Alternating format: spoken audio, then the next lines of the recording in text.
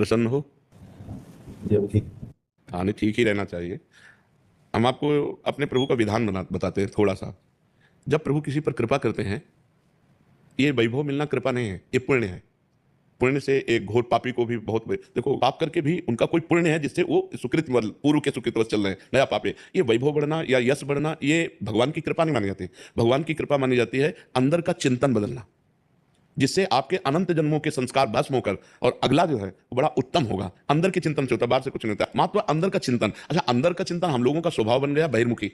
बहिर्मुखी मतलब बाहर, बाहर यश कीर्ति लाभ विजय, इससे हमको सुख मिलता है। अंदर से कोई मतलब नहीं रखता, कोई विरला ही अंदर से। अब क्या होता है, भगवान जब कृपा करते हैं तो संत समागम देते हैं, फिर दूसरी जब कृपा होती है तो विपरीतता देते हैं, और फिर अंदर से एक रास्ता देते हैं, ये मेरा रास्ता है, ये परम शांति का रास्ता है, ये शांति का रास्ता नहीं। भगवान वो रास्ता देते हैं और जीव को अपने पास बुला लेते हैं। तो इसलिए आनंद पूर्वक भगवान का नाम जप करो, बिल्कुल चिंता मत करो। बाबा, क्या नाम जप से हो जाएगा? पूरा।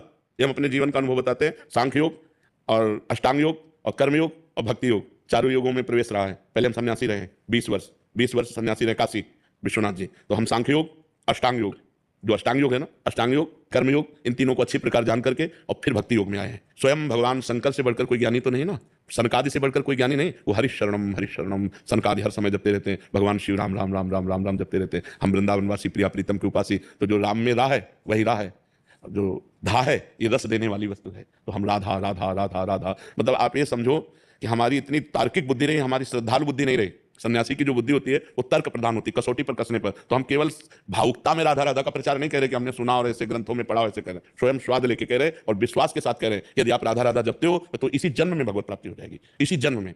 जैसे किसी से कहा जाए कि तुम सत्य बोलो, मंदिर में चढ़ के बोलो, तो हम मंदिर में नहीं, हम वृंदावन में बैठे हैं। करोड़ों मंदिर इसकी समानता नहीं कर सकते, भगवान का परम धाम है। अगर राधा राधा नाम चल रहा है तो इसी जन्म में भगवत प्राप्ति हो जाएगी। हमारी आखिरी श्वास यदि राधा, तो मुझे श्री जी की प्राप्ति, भगवान की प्राप्ति हो जाएगी। इसमें कोई संशय नहीं और किसी साधनों की कोई आवश्यकता नहीं। आप केवल अंदर ही अंदर चलाइए और लिखिए। देखो, हम जो कह रहे हैं उसको समझो। बहुत अधिक नाम जपने की हमें चेष्टा नहीं करनी, कम संख्या हो लेकिन मन लगा करके हो। जैसे हम, अब देखो, आप लिखो राधा, अपने दिमाग में लिखो, खुले नेत्र लिखो, या बाहर बाहर देखो, दिखाई दे रहा है राधा लिखा हुआ, वही कान में सुनो राधा, वही अंदर उठाओ राधा। ये तीनों का एकाकार हो जाए तो ये करोड़ों नाम जप के बराबर है।